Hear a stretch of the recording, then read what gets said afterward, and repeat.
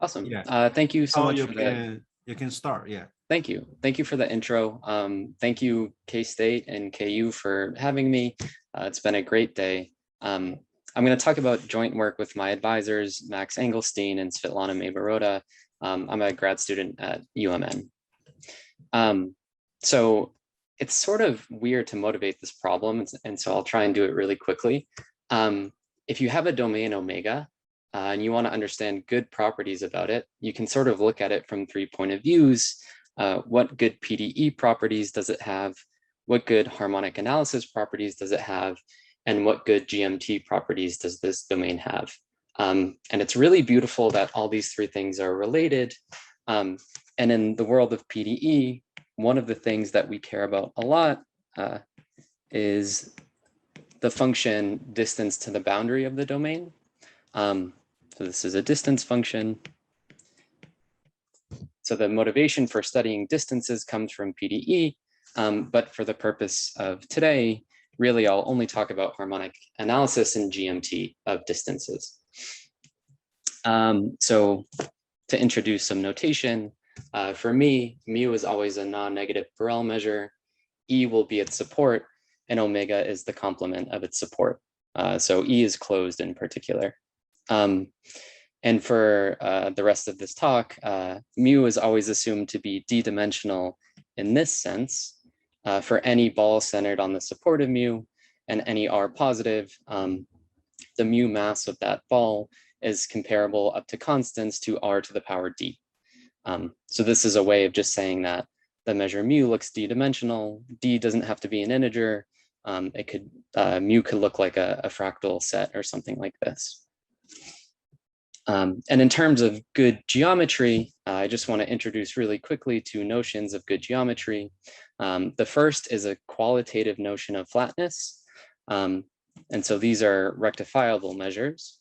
To put it quickly, a rectifiable measure is just one that has measure theoretic tangent planes almost everywhere. So here would be something that is rectifiable. It's one rectifiable, so it has tangent lines almost everywhere. And on the right, I have something that is one-dimensional, but not one rectifiable. In terms of PDE, this is important. It's known as Garnett's counterexample, but it's just the 4-corner Cantor set. And again, very quickly, as for whose counterexample? Garnett. Garnett, John Garnett. Yeah. Yes, exactly. It's important for the sort of study of harmonic measure. This is why it's known as a counterexample. I see. Okay. In terms of a quantitative notion of flatness, the notion I care about is called uniform rectifiability. And to put it really briefly, these are measures which are rectifiable, but also have uniform quantitative estimates. So on the left, I have a picture of something that is uniformly rectifiable, a union of a spiral and a rectangle. And on the right, I have something that's one rectifiable, but not uniformly. And the main reason is there's more complexity as you zoom in and zoom in. And so there are no good uniform quantitative estimates on good approximating lines to this set. So it's good to ask who cares about these notions. It's easy to motivate why people care about rectifiability. But for uniform rectifiability, this was sort of introduced by David and Sems in '93. And this is the precise condition on the measure mu, so that a whole bunch of singular integral operators are L2 bounded. So it goes in both directions. And if you come from PDE, uniform rectifiability is important here as well, because if you have a domain omega, then n-1 uniform rectifiability of the boundary is the same thing as solvability of the Dirichlet problem on this domain with LP boundary data. And this is a recent result, at least one direction is more recent, by Azam, Hoffman, Martel, Margoglu, and Tulsa a year ago. So one of the things that I think is really interesting, especially with these 2 results here, are the sort of free boundary results. What analysis of specific objects gives you information about good geometry of sets or measures? One of the most important examples are the analysis of the Riesz transforms. So if you know that these Riesz transforms, which are singular integral operators, are L2 bounded, then in dimension n-1 or 1, this is enough to tell you that your measure mu has to be uniformly rectifiable. It's conjectured to be true for all integers in between, but it's not known.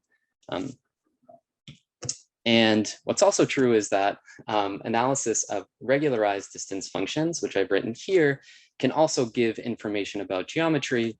And really the only reason I wanted to put these on the same slide is that there's a very, very loose connection in their form. This is not a singular integral operator by any means, but there is a loose connection that both of these involve an integral with norm x minus y to a negative power.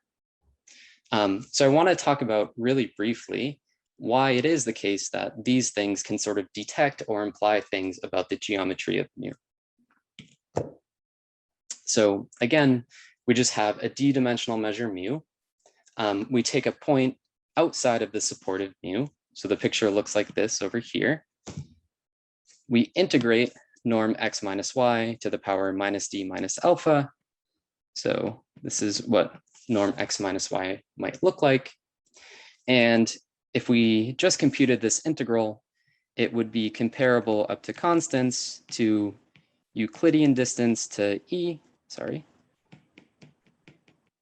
to the minus alpha.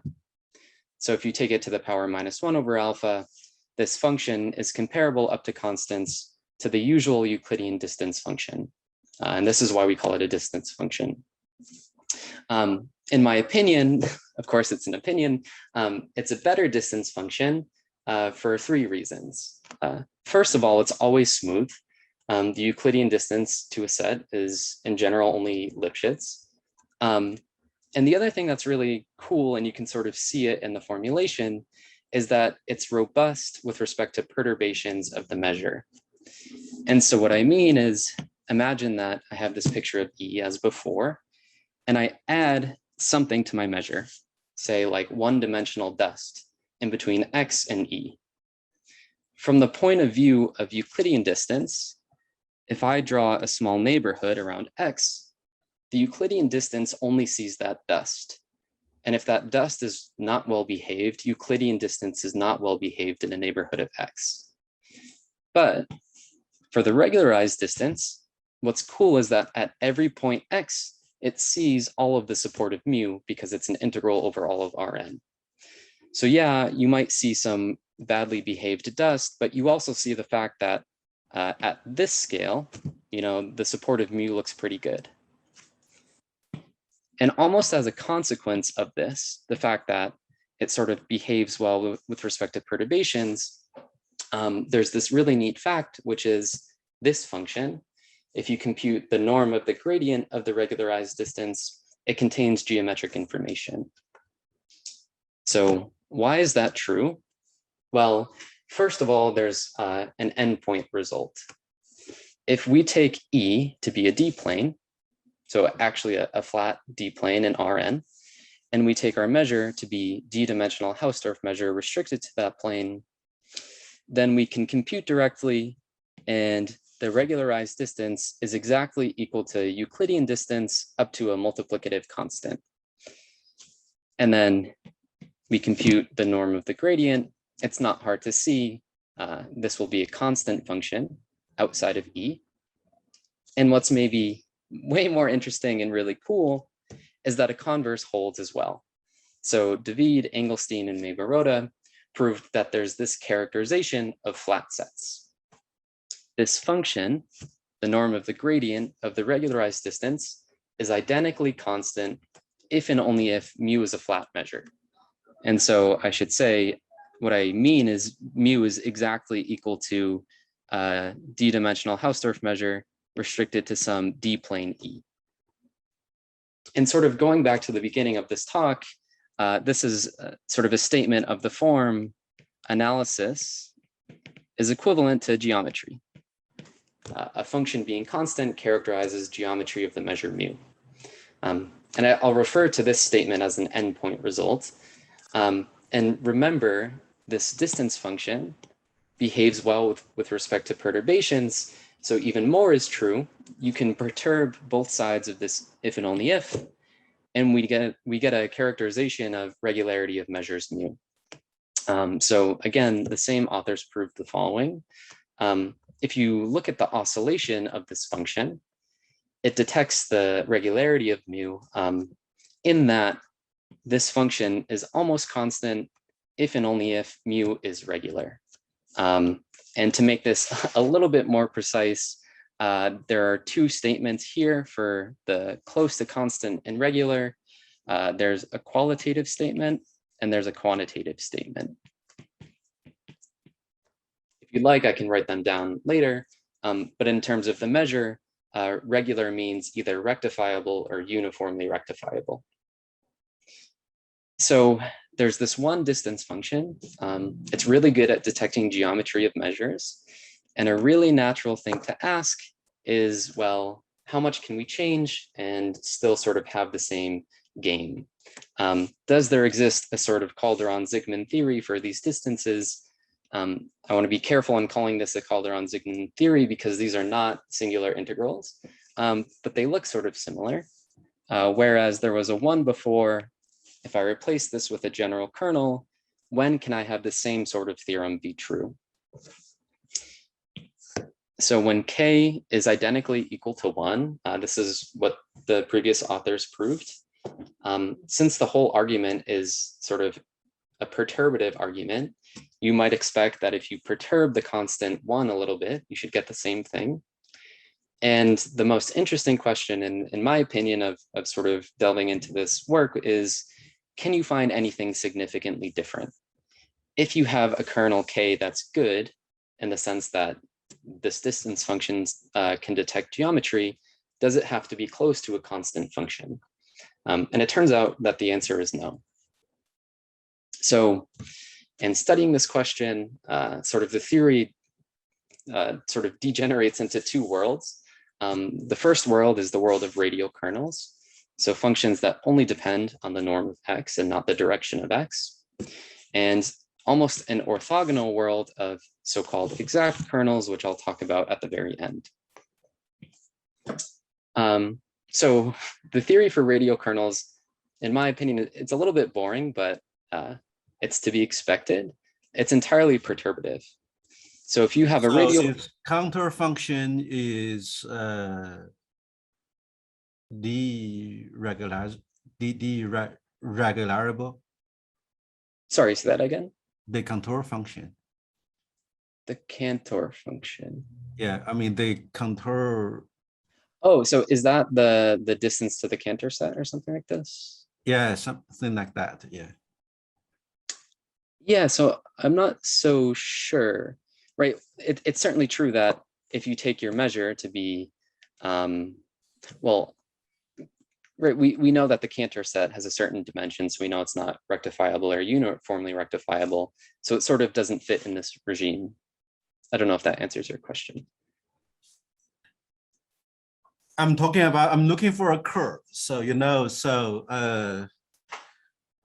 the well-known curve, it may be produced from contour example or from somewhere the higher dimension example, like the k-state or the Jordan curve. Yeah, so that's a well-known curve in harmonic measures. Yeah, I'm not so sure I understand your question. Yeah, so my question is, can you give me an example of a regular curve, like a deregular curve or measure? I'm not sure I can. Yeah. Maybe we can talk about this at the end. Sure, yeah. If that's okay. So for radial kernels, everything is perturbative. If you have a radial kernel and it looks like some constant near 0 and looks like a potentially different constant near infinity, then this kernel is good. It detects the geometry of mu in the same exact way. And it's entirely perturbative in the sense that if you give me a radial kernel and you tell me it's good in this sense that it can detect geometry, there are really no other options. It has to look like constant near zero and near infinity. So it is like technical to prove this, but not necessarily surprising. What is surprising is attacking the endpoint result of the original function. So the second sort of regime is, can we find other kernels K that satisfy this endpoint result? The only time that this distance function is constant is if mu is a flat measure. If K is such a kernel, I'll call it distance exact. And I should mention that it's not at all obvious that there are other kernels that satisfy this. In fact, for a while, we thought there weren't. But if you reformulate this in terms of an integral, it's equivalent to finding a function that satisfies this. If you give me any d-plane not containing the origin, this integral equals 0. And so in some sense, this tells you that the function k has to have a lot of sort of symmetries with respect to planes, and it has to oscillate a lot. And the reason that this is equivalent is because if you can find a k that has this sort of cancellation, then k plus 1 will be distance exact. From the point of view of the definition of the regularized distance, k plus 1 looks just like 1 for d-planes. And so since k plus 1 is good for d-planes, you can sort of run through the whole theory. So we sort of looked at this problem instead. For a while, we thought no such function would exist besides 0, or at least if we wanted k to be smooth or continuous or something like this. But it turns out that there are a lot of explicit examples. So in codimension 1, so this is with respect to hyperplanes in Rn, if you give me any bounded function that's scale invariant and even, then it will be distance exact. So it satisfies that original condition. So we found this and we thought, great, in the scale invariant regime, we can always find good examples, but it's not true. This is sort of like a hyperplane statement only. So in R3 and for lines, you can't find scale invariant examples. And roughly, it's just because this condition is way too restrictive. It turns into a cancellation condition on the sphere. For hyperplanes, it's not too restrictive. For lines in R3, it's way too restrictive. So in codimension 1, we had no way to construct these distance exact kernels. We didn't know if they existed, but eventually we were able to prove that we can always find them and we can always make sure they're smooth and non-constant. And for the sake of time, I'm not going to try and explain every piece of the proof, but I'm going to suggest how it goes with one line, which is, if you look at this family of measures, 1 over norm x to the power minus d, or sorry, to the power d plus alpha, dhd restricted to a d-plane x. This is a family of measures. What you want to find is a kernel k that's orthogonal to all of these measures.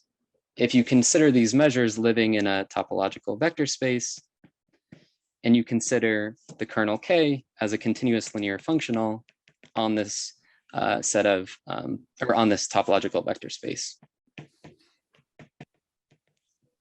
And so this becomes sort of a functional analytic question. When can you find such a k that's non-trivial?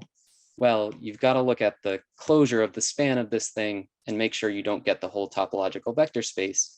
And then for sure, you can guarantee you can find a k.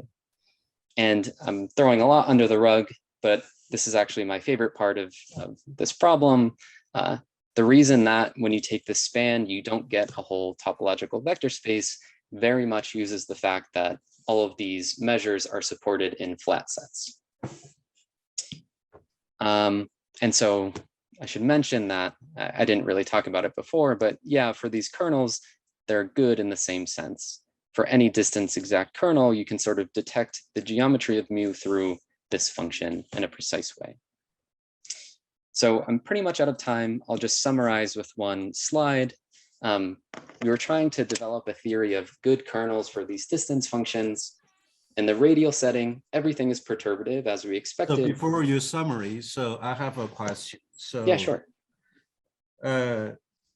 You construct the function d, right? d mu x. Then you Yes. say that that's like the distance function, right? Yes. And here mu is a regular measure, right? Right. It's d regular. So D regular measure. the notation is confusing. So it's just d-dimensional. Yeah. So is Lebesgue measure D regular? So Lebesgue measure is n regular in Rn. So that you could think you could just take mu to be d-dimensional Hausdorff measure, restrict it to a d-dimensional set, a set that has d-dimensional Hausdorff measure, with upper and lower bounds on its density. This is like the most common example. So for example, if you take a curve in Rn, this would be 1 regular. Does that answer your question? Or maybe I should say a smooth curve in Rn is 1 regular for sure. The way you construct the distance function is very it's very harmonic analysis, you know. So the Right. answer, no. It is very harmonic analysis-esque. And the reason ends up being we want harmonic analysis estimates on these distance functions for PDE reasons. That's sort of the main reason. Does that answer your question? I'm not sure it does. Yeah, it's not important, right? So whether you answer my question, so okay. So, well, okay, I feel like it's a little important, but we can circle back to it. So just the briefest summary, the radial setting is perturbative. We thought there was only a perturbative regime, but we found these other sort of really oscillatory kernels, which are good in the same sense. We can always make sure they exist and make them smooth. They can sometimes be scale invariant and explicit, but sometimes not. And we can always prove that they're never radial. So they have to have really nice cancellation if you look at different directions. But that's all I have time for. Thank you so much for coming and listening, especially 5:30 on a Friday. I appreciate it. I'm happy to answer any questions.